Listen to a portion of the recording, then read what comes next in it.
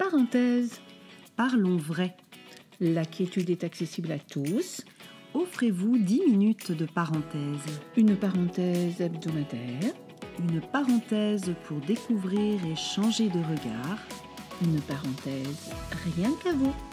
Une parenthèse juste pour être vous.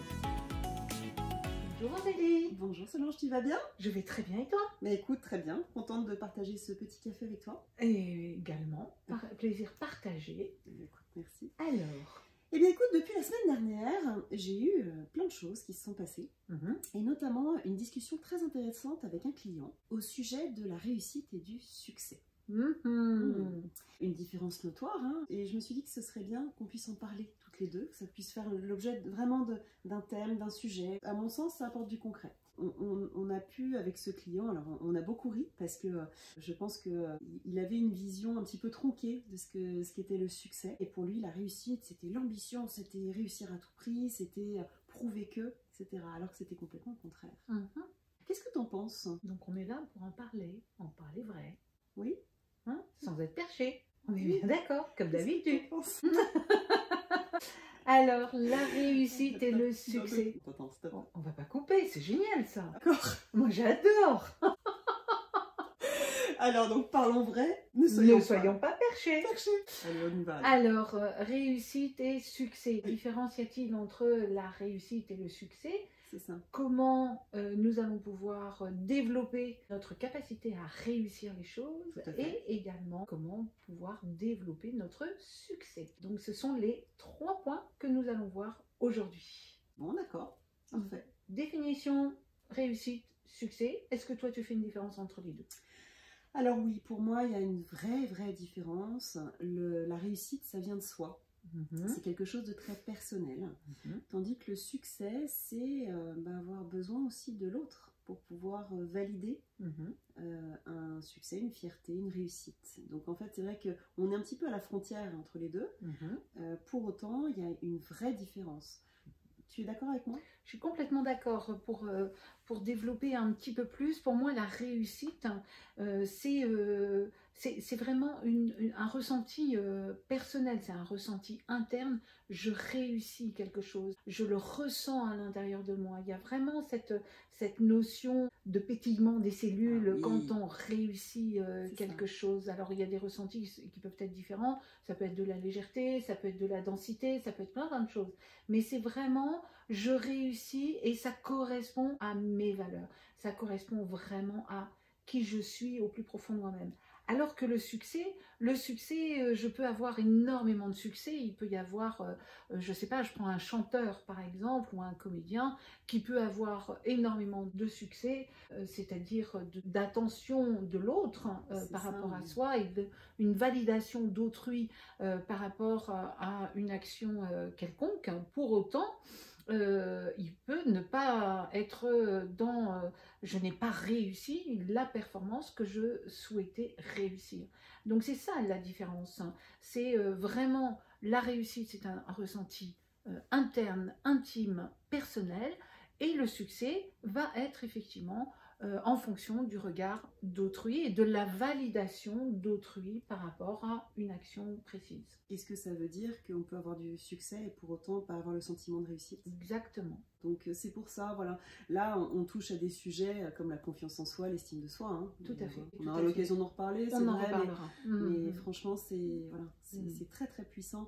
Et c'est vrai que voilà, j'ai trouvé ce sujet très intéressant de vraiment bien faire cette différence et de cultiver la réussite. Tout à fait. Et le succès, les deux. Bien sûr, mais déjà la réussite.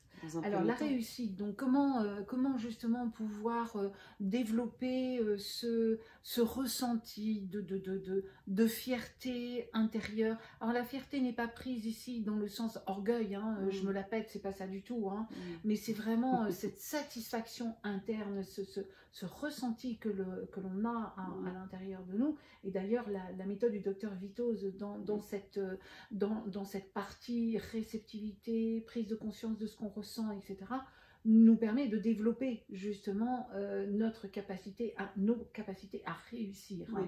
Donc pour pouvoir développer justement ce sentiment de réussite, d'une part c'est être à l'écoute de soi être à l'écoute de son corps et de son ressenti, ça c'est la première chose. Et aussi, tu sais, c'est ce que nous proposons souvent, le carnet des fiertés. Voilà. Quelles sont les 10 expériences réussies de votre vie depuis votre plus jeune âge jusqu'à maintenant? Quelles sont ces différentes expériences où vous êtes fiers de ce que vous avez accompli? Et à partir de chaque expérience, de mettre en évidence, bah oui, il y a telle qualité que j'ai su mobiliser, telle compétence que j'ai su développer, qui m'a permis de, justement, de réussir cette expérience. Les fiertés, c'est vrai que ça peut faire peur comme ça de parler de 10 fiertés. Pour autant, les fiertés, c'est même dans le quotidien. En fait, la première fierté qu'on a, c'est déjà d'avoir su marcher. Exactement. Voilà. C'est de savoir écrire, de savoir parler, de savoir manger, d'avoir réussi un gâteau. L'autre jour, j'ai réussi mon gâteau, j'étais quand même assez fière de moi parce que je suis un peu nulle en pâtisserie. Voilà. Mais voilà, c'est un petit peu, c'est vraiment tout ça, c'est célébrer aussi ses réussites. Les fiertés, alors bien sûr, ça peut être des grandes fiertés comme passer un diplôme, etc. Justement, avec ce client, le thème justement de la fierté et de la réussite et succès, c'est venu justement par rapport à cette question-là, c'était quoi vos grands défis de la vie? Et il a eu cette réponse, et ben, c'est d'avoir passé mon permis. Voilà. Et pour lui, c'était un gage de liberté, c'était, ouais, ça y est, c'est prendre ma vie en main. C'était vraiment ça. Tout à fait. Voilà. Donc voilà comment on peut développer justement cette capacité à réussir et avoir ce ressenti de fierté sans s'en enorgueillir bien évidemment. Après, comment pouvons-nous mobiliser des capacités pour atteindre le succès? Le succès, c'est déjà trouver son enracinement dans des valeurs qui nous sont propres et ensuite d'avoir des objectifs qui sont très clairs en fonction d'une vision claire de ce que l'on veut atteindre comme objectif dans notre vie.